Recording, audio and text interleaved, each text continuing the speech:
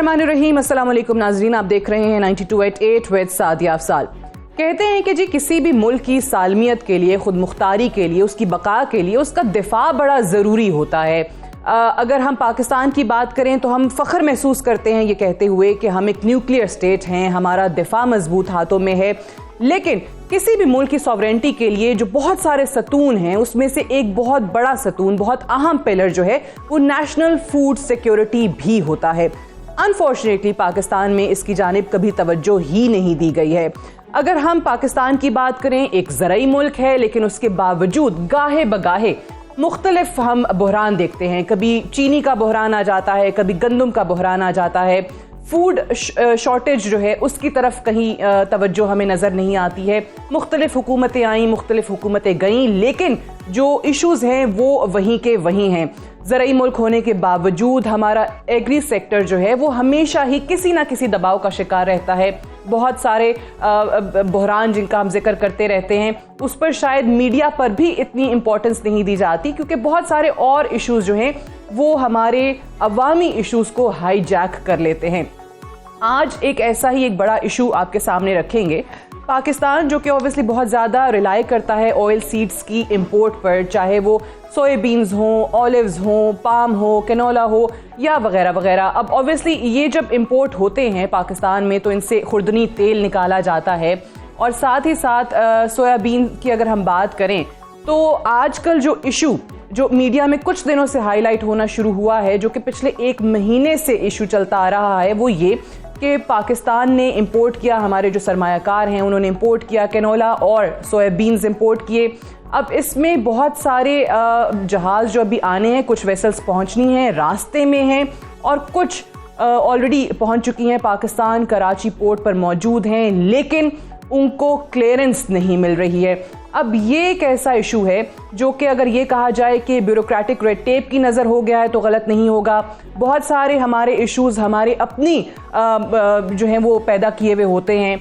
Self inflicted misery का हम जो है वो खुद को शिकार कर लेते हैं। अब अगर इसी पे डिटेल्स ऑब्वियसली आपके साथ चलना भी शुरू हो जाएंगी, पहले तो हम आपको बताएं कि ये मामला क्या है। ये 9 बहरी जहाज़ जो कि मैंने बताया कि कुछ रास्ते में हैं और 2 के हवाले से ये जो खबर है कि वो पहुंच चुके हैं।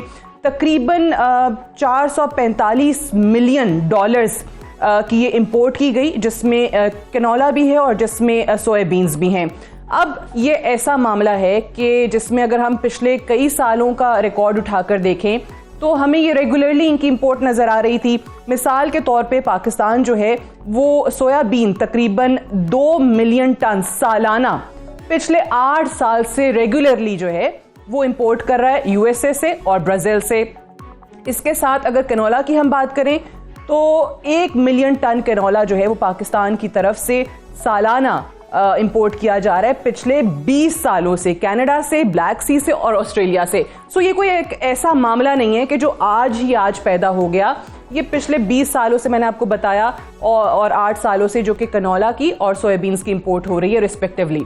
अब यहाँ पर क्लियरेंस क्यों नहीं मिल रही? कराची पोर्ट पे जो जहाज आ गए हैं वो कहते हैं कि जी ये GMOs हैं, जेनेटिकली मॉडिफाइड ऑर्गेनिजम्स हैं, सो इसके लिए बाकायदा हमें अप्रूवल जो है वो चाहिए। और अगर आप मिनिस्ट्री ऑफ फूड से बात करें तो वो ये मलबा, उनके कुछ अफसरान जो है वो ये मलबा डालते हैं क्लाइमेट चेंज की मिनिस्ट्री पर, वो ये कह के कि जो GMOs हैं ये इन्वायरमेंटल प्रोटेक्शन की कैटेगरी के अंडर फॉल करते हैं। और क्योंकि बायोसेफ्टी का, मुल्क की बायोसेफ्टी का एक बहुत बड़ा अहम ये हिस्सा है, सो आपको क्लाइमेट चेंज की मिनिस्ट्री जो है वो ही वाहिद एक ऐसी मिनिस्ट्री है जो इसमें अपना किरदार अदा कर सकती है। उनकी तरफ से आपको सर्टिफिकेट की ज़रूरत होगी। ये जो हमारी बात हुई है जो नेशनल फूड सिक्योरिटी के कुछ लोगों से, उसमें ये जो है मलबा क्लाइमेट चेंज की मिनिस्ट्री पे डाला जाता है। हमने शहरी रहमान साहिबा से भी रब्ता करने की कोशिश की कि उनका मौक़िफ़ इस पर जान सकें। तारिक बशीर चीमा साहब जो कि नेशनल फूड सिक्योरिटी के वज़ीर हैं, उनसे भी रब्ता किया, लेकिन अनफॉर्चुनेटली कोई जवाब नहीं मिला है। अब ये मामला क्यों इतना ज़्यादा संगीनी इख्तियार करता जा रहा है कि ये इन वजारतों को या इन हुक्मरानों को ये आज याद आया है कि ये GMOs हैं, सो इसलिए इनकी क्लियरेंस नहीं हो सकती। हालांकि इनको ये बहुत सालों से पता है। ये खुद ऐसे हुक्मरान हैं, ऐसे साहिबान हैं इसमें इन्वॉल्व, जो कि वॉशिंगटन USA के जब ये दौरा हो रहा था, जब ये मामला तय पा रहे थे 2018 में, तो उन वफूद का हिस्सा रहे हैं, वहां जाकर बाकायदा इनको इस पर ब्रीफिंग दी गई है। ये खत भी इस वक्त एक आपके सामने चल रहा है। ये खत जरा प्रोड्यूसर साहब दिखा दीजिए। हाँ जी, 2018 9 अक्टूबर का, जो कि United states department of agriculture की तरफ से लिखा गया डॉक्टर वसीमुल हसन साहब को, जो कि उस वक्त फूड सेफ्टी कमिश्नर थे ministry of national food security and research में। और इसमें बाकायदा ये मेंशन किया गया है कि आपके साथ जो हमारी बात हुई है, जो जीई एग्रीकल्चर प्रोडक्ट्स यानी जेनेटिकली इंजीनियर्ड एग्रीकल्चर प्रोडक्ट्स के हवाले से, उसमें बड़ी अच्छी चीज़ें जो हमने डिस्कस की हैं। पाकिस्तान की इंपोर्ट रिक्वायरमेंट्स को जो है वो अब सामने रखा जाएगा। सो एकदम क्या हुआ कि जो बाकायदा राइटिंग में चीज़ें थी उस पर यह कह दिया गया कि अब शायद बैठे बैठे एकदम ख्वाब से बेदार हुए, पता चला कि तो जीएमओज हैं, इस लिहाजा क्लियरेंस नहीं मिल सकती। अब अगर ये क्लियरेंस नहीं मिलेगी तो इसके रिपरकशंस पे आ जाते हैं कि होगा क्या। एक तो ऑलरेडी जो वहां पर सीट पड़ा हुआ है वो पड़े पड़े खराब हो रहा है, इसमें सरमायाकारों का नुकसान है। इस मुल्क में गरीब आदमी तो पहले ही पिस रहा था, लेकिन अब सरमायाकारों के लिए भी ऐसी हालत यहां पर की जा रही है कि वो भी किसी काबिल ना रहे, उनका भी जितना नुकसान हो सकता है वो नुकसान हो जाए। अब इसमें सोयाबीन में जो एक तो बताया गया कि तेल एक्सट्रैक्ट होता है, कनोला से तेल एक्सट्रैक्ट होता है, घरों में इस्तेमाल होता है, लेकिन साथ ही साथ एक सोयाबीन मील बहुत अहम हिस्सा है मुर्गियों की खुराक का, गाय भैंसों की खुराक का। अब अगर ये ही नहीं बनेगा तो मुर्गियों की खुराक नहीं बन पाएगी, उसके बगैर मुर्गियों की फीड जो है वो तैयार नहीं हो सकती। और उससे क्या होगा कि पाकिस्तान की जो पोल्ट्री इंडस्ट्री है उसको एक बहुत बड़ा धचका लगेगा। वो एक बहुत बड़ा क्राइसिस जो है आने वाले दिनों में हम देखने जा रहे हैं। तो 2 महीने के बाद मुल्क में मुर्गी का गोश्त नहीं मिलेगा। ऑलरेडी महंगाई है, बहुत ज्यादा कीमतें बढ़ चुकी हैं। मैं यहां पर ये नहीं कह रही कि मुर्गी का गोश्त महंगा हो जाएगा, मैं ये कह रही हूं कि मुर्गी का गोश्त बिल्कुल नायाब हो जाएगा। फिर दूध की कीमत में 2 से 3 गुना जो है वो इजाफा हो जाएगा। खुर्दनी तेल की कीमत भी दुगनी हो जाएगी। फिर वो भी अंदेशा जाहिर किया जा रहा है कि वो भी अवेलेबल नहीं हो पाएगा अगर इसी तरीके से ये वेसल्स जो हैं रोके गए, कराची पोर्ट ने इनको रिलीज ना किया।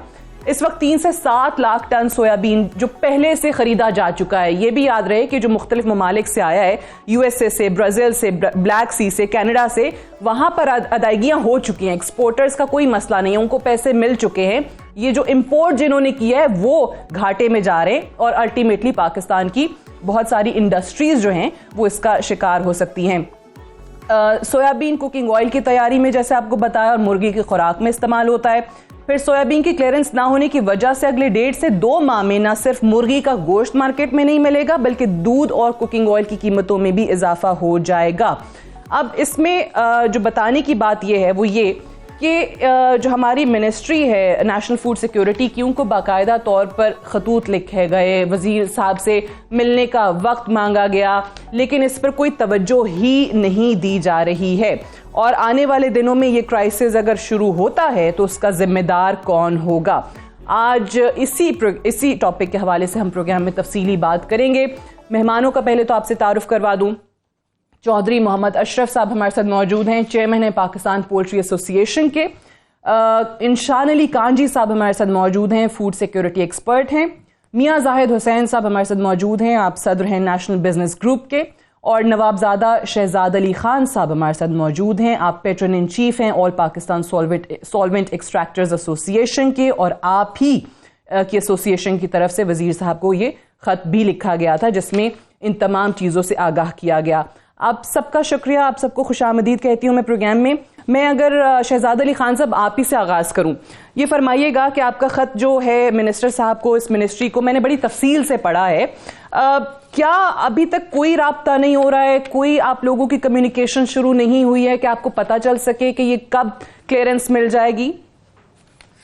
बिस्मिल्लाहिर्रहमानिर्रहीम। मेरा ख्याल है जितना खूबसूरती से आपने इस इशू को बयान कर दिया, उसके बाद मेरे तो बात करने की कुछ गुंजाइश नहीं रह गई। बहुत शुक्रिया।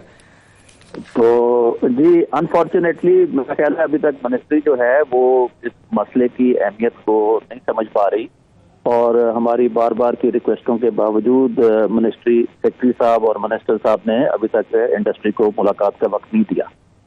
और जैसे आपने कहा कि ये हकीकत है, और मेरा ख्याल है 2 महीने तो दूर की बात है। देखें, ये एक पूरी चेन है। रोज की एक क्वांटिटी मुर्गी की तैयार होनी है 1.5 से 2 करोड़ मुर्गी, और अगर वो तैयार होगी तो वो फटे पे जाएगी और बिकेगी जी। अगर वो नहीं होगी तो उसकी एक शॉर्टेज हो जाएगी। प्राइस अपनी जगह पे और शॉर्टेज अपनी जगह पे है। प्राइस इसलिए बढ़ जाएगी क्योंकि चीज शॉर्ट होगी और जो गरीब लोग होंगे वो नहीं खरीद सकेंगे और अमीर खरीद के ले जाएंगे। ठीक। इसके बाद दूध की शॉर्टेज हो जाएगी क्योंकि भैंसों में भी जो है वो एक जमाने में आप खल खिलाते थे, अब उसकी कैटल फीड साइंटिफिक किस्म की कैटल फीड बन गई है जिससे उनकी प्रोडक्टिविटी बहुत इंक्रीज कर गई है। ठीक है। उसके अलावा आपकी एक्वा फीड बनती है जिससे आपकी मछलियां, स्पेशली ये विंटर सीजन में मछली बहुत ज्यादा खाई जाती है पाकिस्तान के अंदर, तो ये एक फूड क्राइसिस हो जाएगा। और मैं आपको एक यकीन से कह देता हूँ, ये चौधरी अशरफ साहब चेयरमैन पीपीए बैठे हैं, ये मेरी इस बात को सेकंड करेंगे कि इस वक्त लोगों को इतना खौफ आ गया फार्मर्स को कि महीने बाद हमें मुर्गी की खुराक मिलेगी, 15 दिन बाद मिलेगी या नहीं मिलेगी, तो जो डे ओल्ड चिक है उसकी प्लेसमेंट ही खत्म हो गई है। ठीक है। और जो उसकी कॉस्ट है वो 60 से 65 रुपए पर चिक कॉस्ट है और वो आज 10 से 12 रुपए का बिक रहा है बड़ी मुश्किल से। तो कुछ वो चिक जो है कुछ दिन वो ड्रम भी हुआ, यानी कि उसको ज़िबा कर दिया गया, खत्म कर दिया गया अच्छा। 1 डे ओल्ड चिक को, क्योंकि उसका खरीदार ही कोई नहीं था। और ये ना हो, ये अगर आप इजाजत दें तो मैं अपने मोहतरम मिनिस्टर साहब को एक बात बताऊं और बकाया लोगों को ये बात बताऊं कि ये ना हो कि ये जिनका डे ओल्ड चेक है ये चेक को सड़कों पे छोड़ दें और गाड़ियों के टायरों के नीचे ये मरे आके। एक दफा ये हालत पहले भी हो चुकी हुई है क्योंकि लोग बहुत ज्यादा फ्रस्ट्रेट कर गए। मैं देखिए मेरा कारखाना है, मुझे तो कोई फर्क नहीं पड़ता 15 दिन बंद हो जाए या महीना बंद हो जाए, चले कुछ नुकसान होगा, कारोबार में तो नफा नुकसान होता रहता है, वो कारोबार का हिस्सा है। लेकिन ये बात ध्यान में रखें कि ये खुराक है बिल्कुल, और ये एक ऐसी चीज नहीं है जो पहली दफा पाकिस्तान में आई है। ये पिछले 20 साल से, जैसे आपने कहा, कनोला आ रहा है और पिछले 10 साल से सोयाबीन आ रहा है। और ये कहें कि जी ये छुपा के लेके आ रहे थे, ये जो हमारे साहबान ministry of food, national food security के डीजी, कमिश्नर, ये सारे अमेरिका गए, उनसे बातें करके आए, उनसे मुआहदे करके वो मैंने लेटर देखा है United states department of agriculture, पता है कि ये जीएमओ सीड आ रहा है। या तो ये हो ना कि ये एक अचानक कोई चीज आ गई हो और हमने कोई बड़ी वायलेशन की हो, और इन्होंने जो इम्पोर्ट परमिट है उसके नीचे भी लिखा है कि अगर ये सीड जो है ये इसमें कोई वायलेशन हुई किसी टर्म्स की तो हम इसको फ्यूमिगेट कर देंगे। वो एक खैर बहुत बड़ा रैकेट है इस मुल्क का, जो कभी इंशाल्लाह वक्त आने पे उस पर भी बात की जाएगी। चलिए हमारे और तो बात यह है कि ये उसको फ्यूमिगेट भी कर रहे हैं और इसको रिलीज भी कर रहे हैं। तो पता है कि एक मुल्क अमेरिका जो है या ब्राजील जो है वो commercially non GMO seed produce ही नहीं करता सोयाबीन। ठीक है, तो ये इतने तो लायल नहीं है ना कि पिछले 10 साल से। लेकिन ऑब्वियसली इस पे भी आते हैं कि क्या वजूहात हैं कि एक तो ऑलरेडी हम इतने क्राइसिस का शिकार होते ही हैं, लेकिन फिर हमारे यहाँ ये जो ब्यूरोक्रेसी है, ये यहाँ पर मुख्तलिफ डिपार्टमेंट्स के जो आपस के इशूज हैं या कुछ और इशूज हैं, आई डोंट वांट टू से दिस ऑन एयर कि भाई वो हमारे यहाँ जो करप्शन की कहानियां हैं, रिश्वत है, क्या मामलात हैं, लेकिन इस पे जरा आते हैं। मैं आपने टू बी ऑनेस्ट हमसे कभी किसी ने आज तक इस मामले में पैसे नहीं मांगे हैं। अच्छी बात है, ये अंडरस्टैंडिंग का इशू हो सकता है। ठीक है।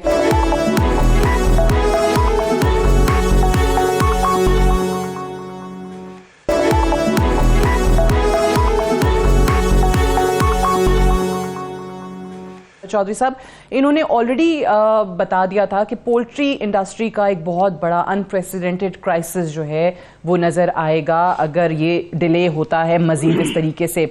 सो आपकी इंडस्ट्री के साथ ऑब्वियसली 15 लाख से ज़ायद अफराद का रोज़गार जो है वो वाबस्ता है। फिर उसके बाद हम पाकिस्तान में देखते हैं कि यहाँ पर तो आप बीफ और मटन की जो कीमतें हैं वो अवाम की वैसे ही कुव्वत ख़रीद से बाहर चली गई हैं, तो ज़्यादातर लोग जो हैं वो मुर्गी के गोश्त पर ही इंहिसार करते हैं। सो होगा क्या, बनेगा क्या आने वाले दिनों में?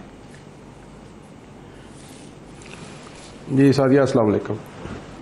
इस बहरान पे तो आपने बड़ी तफसील से गुफ्तगू कर ली और शहजाद साहब ने बहुत सीड के हवाले से बहुत कह दिया। जहाँ तक मसला है ये पोल्ट्री सेक्टर का, हमारा पोल्ट्री सेक्टर 4 हिस्सों में तकसीम है। ये टर्न बाई टर्न अफेक्ट होगा। सबसे पहला जो है वो चूजे या पेरेंट फ्लाग पे अफेक्ट हो चुका है। चूजा 50-55 रुपए की कास्ट कर रहा है और वो 12 रुपए का बिक रहा है। उसमें भी 30 से 40% चूजा ज़ाया हो रहा है, वो नहीं डल रहा।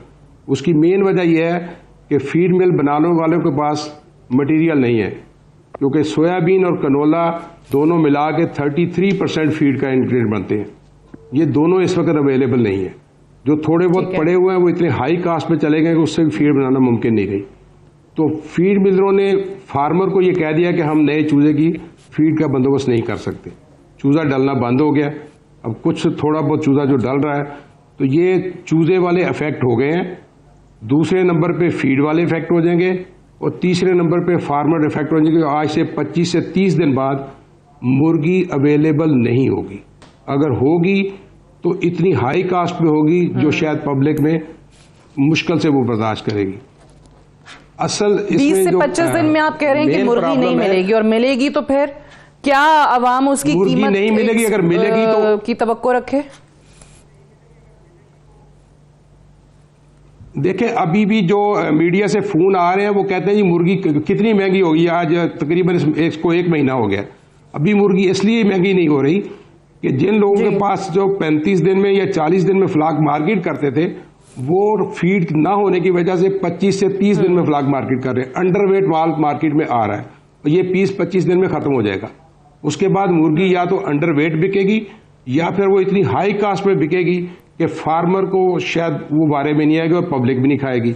और फिर 1 महीने बाद जब चूजा जो आज नहीं डल रहा वो गैप आ जाएगा तो ऑटोमेटिकली मुर्गी बिल्कुल खत्म हो जाएगी। और यही हाल डेयरी का है, क्योंकि डेयरी भी इस वक्त जो है ना 45 से 50% जो है वो उसमें वंडा जिसको कहते हैं वो सोयाबीन और कनोले से बनता है, उसमें भी उसका तकरीबन 20 से 25% होता है, वो भी नहीं बनेगा, वो भी नहीं तो बनेगा। ऑब्वियसली मुर्गी का गोश्त नहीं मिल रहा होगा, जो गाय भैंसों की खुराक है वो नहीं बन रही होगी, वो भी जो है नायाब होना शुरू हो जाएगा। दूध का आपने कहा नहीं मिलेगा, डेयरी प्रोडक्ट्स इसमें अंडे भी शामिल हैं, वो भी फिर नायाब हो जाएंगे। जी जाहिर है वो तो पोल्ट्री के साथ शामिल है, अंडे भी शामिल है। तो ये एक ऐसा गैप आ जाएगा कि अगर चूजा नहीं बिक रहा तो पेरेंट फ्लाग वाले अपने पेरेंट फ्लाग रोक लेंगे, कल करेंगे। जब पेरेंट फ्लाग कल कर लेंगे या वो बोल्ड कर देंगे तो वो एक गैप, ऐसा गैप पैदा होगा कि उसके बाद उसको कवर करना इतना आसान नहीं है। अगर कल आज भी ये सोयाबीन हमें रिलीज कर भी दें तब भी 1-1.5 महीने के लिए शॉर्टेज आएगी। तो मेरी दरखास्त है तब भी आएगी, यानी कि ऑलरेडी बहुत ज्यादा डिले हो चुका है। बल्कि मुझे भी ये शहजाद अली खान साहब की बात याद आ गई, इन्होंने एक्वा फीड का भी जिक्र किया कि उसमें भी ये इस्तेमाल होता है, तो मछली भी जो है वो उस तरीके से नहीं मिल रही होगी जिस तरह उन्होंने कहा कि सर्दियों के सीजन में वैसे ही पाकिस्तान में डिमांड मछली की भी बहुत ज्यादा बढ़ जाती है। मैं इस पे जरा दोबारा आती हूँ। निशान अली कांजी साहब खुद फूड सिक्योरिटी एक्सपर्ट हैं, आप ये चीजें आप देखते आ रहे हैं, ये क्या वजूहात हैं कि हमारे यहाँ हर कुछ अरसे के बाद इस किस्म के इश्यूज उठते हैं जिससे ऑलरेडी जो हम फूड क्राइसिस का शिकार होते हैं, जिससे ऑलरेडी हमारा एग्री सेक्टर इतने स्ट्रेस के अंडर काम कर रहा होता है, वो मजीद दबाव का शिकार होता चला जाता है। इस पे आपकी क्या एनालिसिस आपका? जी थैंक यू सादिया, आपने ये जो इशू उठाया है ये देखें एक बेसिकली 3-5 शिपमेंट का इशू नहीं है। ये जिस तरह प्राइवेट सेक्टर और ये इन्होंने अभी बात की, ये तो इशू है, लेकिन ये जो इशू है ये रिप्रेजेंट करता है एक बहुत बड़े इशू को हमारे यहाँ पे गवर्नमेंट में, जहाँ पे गवर्नमेंट ने डायरेक्शन ही नहीं दे सकी है प्राइवेट सेक्टर को किस डायरेक्शन में ग्रो करना है। ये एडॉक मेजर्स हैं। एग्रीकल्चर सेक्टर हमारा एडॉक बेसिस पे चलता रहा है, इस पे फोकस ही नहीं रहा है और यही इशू है। देखें आज वो कह रहे हैं कि अगर इससे बायोडाइवर्सिटी का प्रॉब्लम है, एनवायरनमेंट का प्रॉब्लम है जीएम से, तो ये तो एक स्ट्रेटेजिक डायरेक्शन है, आपने बहुत पहले एस्टैब्लिश कर लेना था कि आपको जीएम फूड वैल्यू चेन में चाहिए या नहीं चाहिए। उसके प्रोज एंड कॉन्स हैं, कुछ मुल्क यूज करते हैं जीएम क्रॉप्स, कुछ मुल्क नहीं यूज करते। आपको एक तरफ हो जाना है कि हमें यूज करना है फूड वैल्यू चेन में या नहीं यूज करना है। अब आपने एडॉक बेसिस पे यहां पे क्राइसिस क्रिएट हो गया है जो ये बता रहे हैं। ये इशू हमारा एग्रीकल्चर सेक्टर में रहा है कि क्योंकि एग्रीकल्चर सेक्टर कभी फोकस ही नहीं रहा किसी गवर्नमेंट का कि कोई स्ट्रेटेजिक प्लानिंग करें। अब आप देखें फीड मिल, पोल्ट्री इंडस्ट्री आपकी ग्रो कर रही है बड़ी रैपिडली। वो क्यों ग्रो कर रही है? क्योंकि ये दुनिया का उसूल है कि जब भी पर कैपिटा जीडीपी ग्रो करेगा किसी मुल्क का, वहां पे मीट एनिमल बेस्ड प्रोडक्ट्स की डिमांड बढ़ती है, क्योंकि प्रोटीन की तरफ डाइट प्रोटीन का हिस्सा बढ़ जाता है। अब ये हमें हमारे वो जो गवर्नमेंट में जो प्लानिंग है वो है ही नहीं कि भाई वो बढ़ेगा तो पीछे फीड चाहिए आपको। फीड आप कहां से लाएंगे? फीड तो अगर आप लाएंगे तो सोयाबीन इंपॉर्टेंट एक प्रोटीन है जो फीड में जाता है। वो सोयाबीन तो है ही, ये लैटिन अमेरिका और यूएस में जीएम क्रॉप है। अब आप या तो खुद ग्रो करें, पाकिस्तान में ऑयल सीड को तबाह कर दिया है, वो कभी उसको टेक ऑफ ही नहीं होने दिया। 1950 की दहाई से चल रहा है कि हम ऑयल सीड और ये पाम ऑयल की तरफ जाएं, लेकिन कभी कोई इनिशिएटिव ने रिजल्ट ही नहीं दिया है। और हमारा देखें एक और मसला है कि इंपोर्ट ड्यूटी का स्ट्रक्चर आप देखें तो हमारे यहाँ पे 3 से 8% ऑयल सीड पे इंपोर्ट ड्यूटी है। चाइना और इंडिया को देखें आप, और चाइना बहुत बड़ा सोयाबीन का सबसे बड़ा दुनिया का इंपोर्टर है, क्योंकि वो अपनी पिग के और दूसरे एनिमल्स को फीड करने के लिए ब्राजील, यूएसए से इंपोर्ट करता है सोयाबीन, उसका भी ड्यूटी स्ट्रक्चर बहुत ज्यादा है। तो आपने कभी लोकल प्रोडक्शन को प्रमोट ही नहीं किया पाकिस्तान में ऑयल सीड के, और आप 100% रिलायंट रहे इंपोर्टेड पे। आज आप देख लें कि वो आपके मैक्रो इकोनॉमिक इश्यूज में भी आ गया है, जहां पे $4 अरब की आपकी इंपोर्ट है, जिसमें से 90% ये सोयाबीन है और पाम ऑयल है। तो ये इशू सादिया, ये सिर्फ it's not just a matter of confusion का शिकार है, हमने करना है नहीं करना है ये। और आप सही कह रहे हैं कि स्ट्रैटेजी नहीं बनाई हमने कि 10-20 साल में हम इम्प्लीमेंट इंपोर्ट कराने का, ये पहली दफा कि जी वो रिलीज नहीं हो रहा, डिले आ गया, उसका इशू नहीं है। ये हमारी एक हमेशा की कहानी चलती आ रही है। मैं इस पे आती हूँ, मियां जाहिद हुसैन साहब ये फरमाइएगा कि ये जो आपका सरमायाकार है जिसने पैसे दे लिए हैं, जिसने इंपोर्ट कर लिया है ये आपके ऑयल सीड्स, वो एक्सपोर्टर को पैसा जा चुका है, यहाँ पर पड़े पड़े उनका जो है वो कैनोला और सोयाबीन्स जो हैं वो ख़राब होते चले जा रहे हैं। इंपोर्टर्स का दिन हर गुजरते दिन के साथ नुकसान हो रहा है। और उसके अलावा आपने बाकी सबसे भी सुन लिया कि जो दीगर मुंसलिक इंडस्ट्रीज़ हैं वो किस तरीके से इफेक्ट हो रही हैं। आने वाले दिनों में अवाम खुराक को लेके कैसे मुतासिर होंगे, किसका कसूर है इसके अंदर? जी बहुत शुक्रिया आपने सादिया, बहुत अच्छा पहले आपने इसका इंट्रो दिया। बात यह है कि जो आपका क्वेश्चन है, इस सोयाबीन सीड जो है ये कोई आज से आ नहीं रहा, ये पहली दफा नहीं बिजनेसमैन ने या इन्होंने मंगवाया, ये 1992 से इसी जीएमओ की शक्ल में ही आ रहा है। और अब इसको यकायक रोक देना, मैं समझता हूं कि ये एक अजीबोगरीब सी बात है और इसमें लोगों के साथ ज्यादती है। दूसरी बात ये कि हम सालाना तकरीबन कोई यानी ये जो पोल्ट्री गोश्त जो है ये कोई 50% हमारी टोटल कॉन्स्टिट्यूएंट है, जो हमारी गोश्त की रिक्वायरमेंट है उसमें ये 50% है। और 1.3 अरब टन सालाना ये मुर्गी का गोश्त जो है ये हमें प्रोवाइड करते हैं, और 2 मिलियन टन अंडे जो हैं ये सालाना हम प्रोड्यूस करते हैं। अब इस मैग्नीट्यूड से आप अंदाजा लगा सकते हैं कि चंद बाबू जो हैं वो अगर बैठ के इस किस्म के डिसीजन लेंगे तो वो मुल्क की तकदीर के साथ खेल रहे हैं और आम आदमी की तकदीर के साथ खेल रहे हैं। इस वक्त जो हमारा ये जो कॉन्स्टिट्यूएंट है गोश्त में, इसमें ये तकरीबन लेकिन मियां साहब एक बात बताइए, जैसे अभी शहजाद अली खान साहब ने चले कहा कि जी मैं ऑन रिकॉर्ड ये बात करता हूं कि हमसे कभी किसी ने कोई पैसे तो मांगे नहीं, रिश्वत तो मांगी नहीं, तो ये जो चंद एक बाबू हैं ये किस माइंडसेट के साथ ये ऐसे काम कर रहे होते हैं जिससे मुल्क का भी नुकसान हो रहा होता है, आवाम का भी नुकसान हो रहा होता है? क्या चीजें आड़े आती, नाअहली है, कैपेबिलिटी नहीं है, क्या मसाइल है? देखें, ये लिथार्जी है, नाअहली है और इनडिफरेंस है कि ये लोग ये समझते हैं कि जी बस हमने जो फाइल का पेट पूरा करना है बस वो पूरा कर दिया, और उसके अलावा इनकी कोई इंटरेस्ट नहीं होता कि कोई मरे या कोई जिए या मुल्क की तकदीर के साथ खेले, इनको इससे कोई फर्क नहीं पड़ता। अब जैसा कि ये सब लोगों से मैंने सुना और शहजाद अली खान साहब ने भी बताया कि मिनिस्ट्री ने अभी तक इनसे राब्ता ही नहीं किया, तो ये जो छोटे छोटे बाबू वहां पे प्रोसीजरल चीजें लेके बैठे रहते हैं, उनका काम ही है नुक्ते निकालना। जैसे वो एक वजीर को बादशाह ने लगाया था ना कि भाई तुम लोगों और अपना समुंदर की लहरें उसने गिननी शुरू कर दी थी, कि जहाज रोक दिए थे कि भाई मेरी इसमें मैं लहरें गिनता हूँ तो उससे फर्क पड़ता है। तो ये पाकिस्तान में भी ये लोगों को असल में ये मिनिस्ट्रीज और ये जितने भी लोग बैठे हुए हैं इनका काम है इंडस्ट्री को, सनत को प्रमोट करना, गरीब आदमी के लिए काम करना, उसको फैसिलिटेट करना। उसको फैसिलिटेट करने की बजाय और उसके लिए रास्ते तलाश करने की बजाय ये लोग ये ऐसे रास्ते तलाश करते हैं कि जिससे लोगों का काम बंद हो, जिससे रुकावट पैदा हो। अब ये बात जो है कि इसके लिए इनको लाइसेंस चाहिए या एनओसी चाहिए, तो ये तो 30 साल से ये काम हो रहा है। इनको चाहिए था कि अगर ऐसी कोई रिक्वायरमेंट है या इसमें कोई रेगुलेशन है तो उसको अगले साल से नाफिज करें। अब इसके ऊपर अगर ये अभी से इसको नाफिज कर रहे हैं तो 22 अरब रुपए का ये इस वक्त सोयाबीन वहां पे पोर्ट के ऊपर पड़ा हुआ है। तो अच्छा, इसमें जो शॉर्टेज का ताल्लुक है, अगर अभी आप देखेंगे तो मुर्गी की प्राइस जो है वो तेजी से नीचे आ रही है। उसकी वजह यह है कि लोग डर गए हैं कि हमारे पास जो मुर्गी मौजूद है उसके लिए हमारे पास फीड अवेलेबल नहीं होगी। तो इस वजह से वो मुर्गी को थ्रो अवे प्राइस पे बेच रहे हैं। और आगे आने वाले दिनों तो में ये जो है यकीनन ये उसको तो इतनी निकालते शदीद हैं, इसकी बिल्कुल। शॉर्टेज होगी, तो नई क्रॉप्स जो है या नए उसमें जो डाल नहीं रहे हैं चिक्स बिल्कुल। जो है, तो उसकी वजह से ये यकीनन बहुत बड़ी प्रॉब्लम आने वाली है। और ना सिर्फ ये इसके सही। मुर्गी के ऊपर आएगी, अंडों के ऊपर आएगी, बल्कि इसके ऊपर भी आएगी ये जो हमारा ये जो दूसरे फॉर्म्स हैं, फिश फॉर्म्स हैं, और इसके ऊपर भी ये सारे प्रॉब्लम्स आने वाले हैं। और ये इसमें कई प्रोग्राम्स हो और चुके हैं, ऑयल का और भी, कई एडिबल ऑयल का भी जो हम जिक्र कर रहे हैं। ठीक है, मैं मुझे एक ब्रेक के लिए कहा, ठीक है, मुझे एक ब्रेक के लिए कहा जा रहा है, ब्रेक ले लें और उसके बाद हम डिस्कशन को यहीं से आगे बढ़ाएंगे। Right after this short break, stay tuned.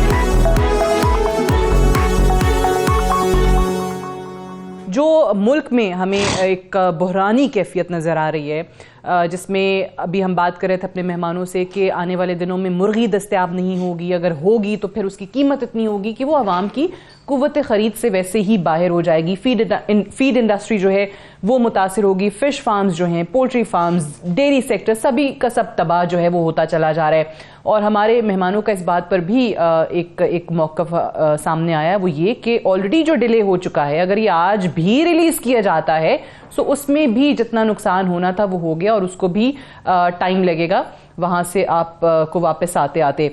मैं यहाँ पर कुछ मेहमानों पे जाने से पहले कुछ अवामी व्यूज़ हैं, हम वो ज़रा सुनाना चाहेंगे। जैसे अब आपके सबके इल्म में है कि जो बीफ है या मटन है उसकी कीमतें इस कदर बढ़ गई हैं, मुल्क की जो मईशत की सूरत हाल है वो इतनी ज़्यादा है कि अवाम बहुत मुश्किल के बाद भी अगर कहा जाए कि मुर्गी के गोश्त पर ज़्यादा इन्हिसार करते हैं। बीफ मटन कुव्वत ख़रीद से बाहर है, और मुर्गी के गोश्त को ही लेकर जो इस वक्त मुल्क में महंगाई है, मुख्तलिफ शहरों से हमारे जो रिपोर्टर्स हैं, जो हमारी टीम्स हैं, उन्होंने बात की है इन लोगों से।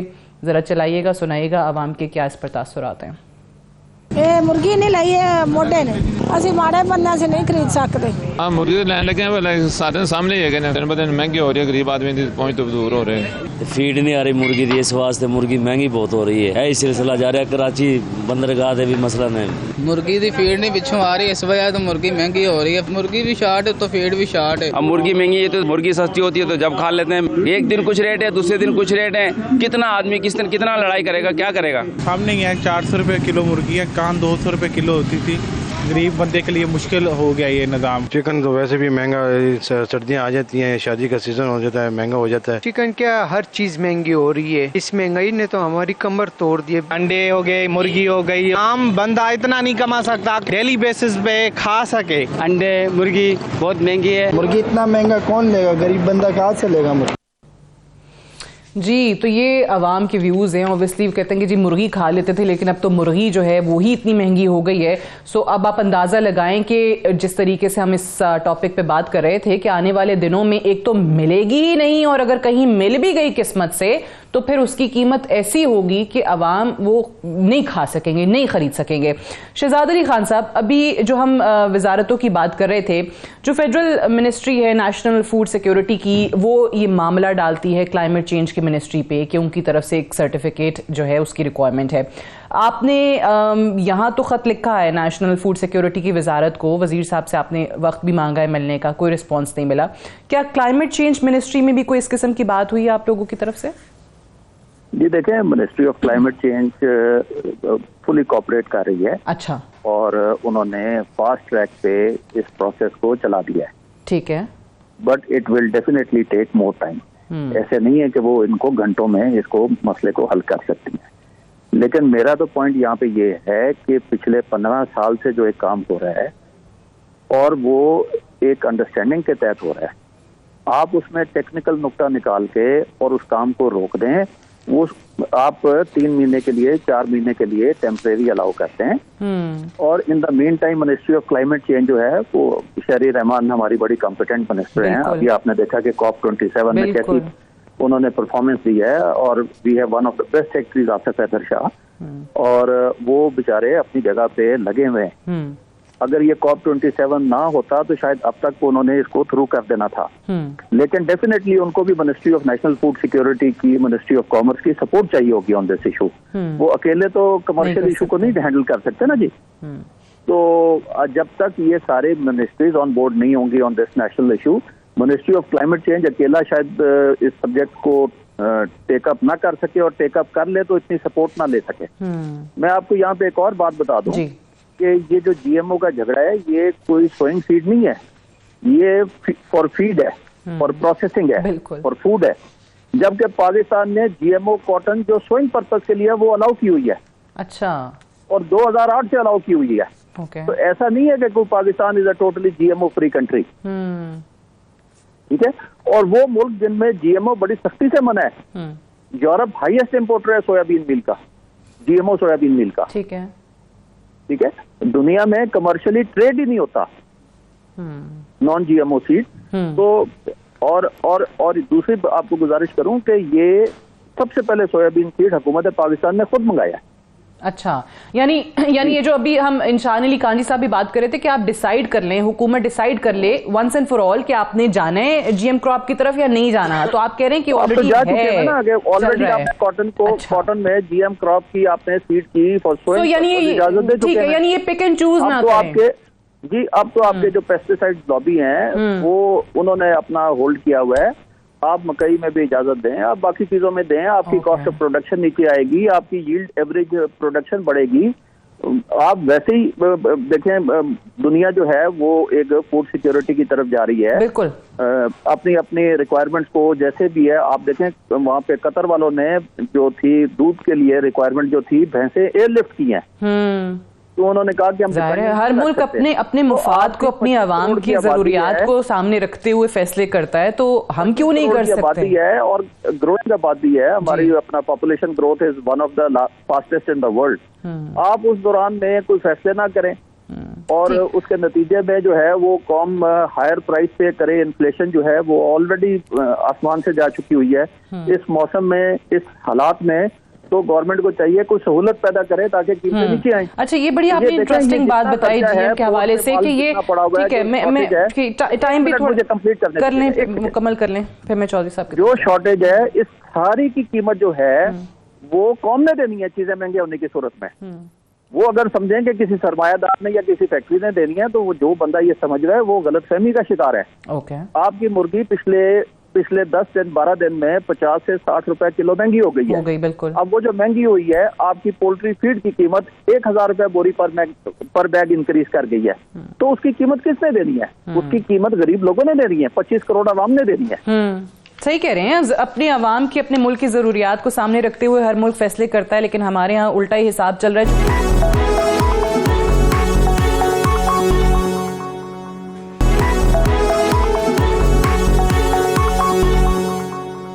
चौधरी अशरफ साहब, ये बड़ी इंटरेस्टिंग बात जो शहजाद साहब ने की है, जरा उस पर आपका भी मौक़िफ़ चाहूंगी कि ये क्या वजह है कि फिर कुछ कहीं पर आप इजाजत दे रहे हैं, कहीं पर नहीं। ये कुछ वेस्टेड ग्रुप्स हैं, कुछ किसी खास शख्सियात के या कुछ खास इंडस्ट्रीज के वेस्टेड इंटरेस्ट को सामने रखकर फैसले किए जा रहे हैं, क्या वजह है? सादिया, मेरा असल में ताल्लुक जो है ना पोल्ट्री फार्मिंग से या पोल्ट्री इंडस्ट्री से है। ये इंपोर्ट के मामलात को शहजाद अली खान साहब ने बेहतर वो कर दिया।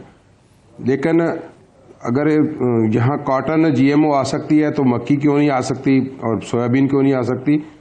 मैं जो दूसरी बात करना चाहता था वो ये है कि आपने अवाम के तासरात तो लिए हैं, लेकिन अगर पोल्ट्री से रिलेटेड लोगों के तासरात लेंगे तो वो इससे भी ज़्यादा खतरनाक है। वो परेशान है कि हमारा पोल्ट्री फार्मिंग, फीड मिलर और हैचरियों वाले, उसके बाद एक स्ट्रीट स्टार्टिंग आती है जो जगह जगह दुकानें बनी हुई हैं, तो उसके लिए भी एक प्रॉब्लम खड़ा हो जाएगा।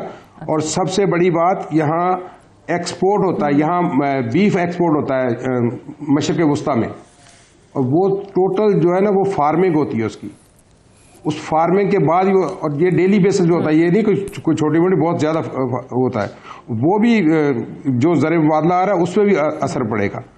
और इसके लिए हमने, शहजाद अली खान ने भी लेटर लिखे, मैंने सारी मिनिस्ट्रियों को खत लिखे और मैं जाके खुद मिलने की भी कोशिश की है, मेरी चीमा साहब से मुलाकात भी हुई है, लेकिन हमें कोई इसका रिस्पॉन्स नहीं दिया गया कि क्या होगा। मिले जरूर है वो, लेकिन उन्होंने कहा कि अभी इसका कोई हल नहीं है हमारे पास। वो तो मानने के लिए तैयार है कि GMO किसी सूरत जो है ना अलाउ ही नहीं करेंगे। तो जब ये पहले से ही आ रहा है, इम्पोर्ट हो रहा है, तो अच्छा वो कह रहे हैं कि किसी सूरत अलाउ नहीं करेंगे। तो नहीं, ये उन्होंने कहा है, लेकिन उनको शायद उस वक्त ये पता नहीं था कि एक लाइसेंस के थ्रू हो सकता है, या मैंने उनको नहीं कहा कि ये पिछले 10 साल से आ रहा है। तो ये तो अभी शहजाद अली खान ने उसकी वजाहत कर दी कि 10 साल से 15 साल सोयाबीन आ रही है, 15-16 साल से कैनोला आ रहा है। ये तो काफी अरसे से, काफी सालों से चल रहा है मामला, और फिर जो आ चुका है उसको तो अलाउ करें ना। उसके बाद तमाम स्टेक होल्डर्स बैठकर इस पर कोई प्रॉपर एक कोई स्ट्रैटेजी, कोई लायामल फ्यूचर के लिए तश्कील दे सकते हैं। लेकिन जो पड़ा नुकसान हो रहा है वहां पर रोजाना की बुनियाद पे, उसका तो कोई हल निकालें। टाइम मेरे पास थोड़ा है, तो मैं माजरत में इंशान साहब और मियां साहब की तरफ जाऊं, जरा क्विकली उनका भी जवाब ले लूं। टाइम क्योंकि मेरे पास थोड़ा है, मेरे पास लिमिटेशन है वक्त की। इंशान साहब आप क्या कहेंगे इस पे? लास्ट कमेंट आपका और फिर मियां साहब का। जी सादिया, मैं तो यही कहूंगा, देखें जिस तरह से इंडस्ट्री एसोसिएशन वाले कह रहे हैं आपके यहाँ पे शो पे कि ये पिछले कई सालों से आ रहा है। अब वो आ रहा है, ये एक एडहॉक डिसीजन है इसको रोकने का। जी कहाँ रुका है एग्जैक्टली, किधर क्या इशू है, कौन सा लाइसेंस है, कौन सी सर्टिफिकेट है? क्योंकि पाकिस्तान में तो बायो सेफ्टी रूल्स हैं 2005 के, और वो नेशनल बायो सेफ्टी कमेटी है। अब वो तो डिटेल्स इन्हीं को पता होंगी या मिनिस्ट्री साइड पे पता होगी। लेकिन मैं तो आपको मतलब ओवरऑल इशू बता रहा हूँ। इशू ये सिर्फ इन शिपमेंट्स का नहीं है, इशू हमारा है कि हमें एक लॉन्ग टर्म स्ट्रैटेजी चाहिए, जिस मतलब फिर ये इश्यूज इस तरह के नहीं आए हमारे पास। क्योंकि ये तो देखे ना, क्राइसिस एक क्रिएट हो गया जिस तरह से बताया जा रहा है पोल्ट्री में। अब ये फार्मर को भी अफेक्ट करेगा और वो पूरी वैल्यू चेन को अफेक्ट करेगा down to the retail level. तो इसलिए ये इसको हमको बड़ा well thought out strategy agriculture पे हमको बनाने की जरूरत है, जहां पे ये सारे डिफरेंट एस्पेक्ट्स, GMO का एस्पेक्ट है, वो पूरी वैल्यू चेन डेवलप करने का है, फ्रॉम सीड सिस्टम को हमको देखना है, हमारा सीड एक्ट को देखना है वगैरह। तो वो सारी चीजें करने की जरूरत है, क्योंकि उसके बगैर तो आई डोंट थिंक इस तरह के क्राइसिस सिचुएशंस खत्म होंगे। बिल्कुल लेकिन ना शिपमेंट खड़ी हुई है, पेमेंट हो गई है, कि फूड सिक्योरिटी को लेकर we do not have any risk assessment sector in Pakistan. मियां जाहिद हुसैन साहब, लास्ट कमेंट। बिल्कुल नहीं है, और ये तो सॉरी ये तो अभी सिर्फ आप ये सोयाबीन की बात कर रही है, ये तो आगे वीट पे भी आने वाला है। जी जी देखिए जी, इसमें मैं लास्ट कमेंट्स दे दूं आपको। इसमें हमने अवाम के व्यूज हमने ले लिए, मगर इसमें मैं आपको बता दूं कि 15 लाख लोग जो है पोल्ट्री इंडस्ट्री से वाबस्ता है, और 2,500 अरब रुपए की इसमें इन्वेस्टमेंट है इस इंडस्ट्री के ऊपर। अब इसका हल ये है, मैं समझता हूँ कि जैसे अभी शहजाद अली खान साहब ने भी कहा, इसमें ECC की मीटिंग बुलानी चाहिए अगले 2-3 दिन के अंदर अंदर, और ECC में इस मैटर को पुटअप करके और वहां से इसकी क्लियरेंस लेके और फौरी तौर के ऊपर इसको क्लियर करना चाहिए, ताकि ये जो मुल्क में एक पैनिक की सिचुएशन पैदा हो गई है ये खत्म हो, और ताकि और लोगों को ये तसल्ली हो जाए कि जी हम इसमें फूड सिक्योरिटी में और इसमें सप्लाई चेन में प्रॉपर हम लाइन पे आ गए हैं, ताकि ये फिर इसमें आगे जो आपके वेस्टेड इंटरेस्ट होते हैं और लोग मनी मेकिंग करते हैं, ताकि वो भी मनी मेकिंग ना हो और आवाम के लिए भी इसमें सहूलत पैदा हो सके, वो भी ना। Right, thank you very much. बहुत बहुत शुक्रिया मियां जाहिद हुसैन साहब, इंशान अली कांजी साहब, चौधरी मोहम्मद अशरफ साहब और नवाबजादा शहजाद अली खान साहब प्रोग्राम में ज्वाइन करने के लिए। That's all for tonight. इजाजत दीजिए, खुदा हाफिज।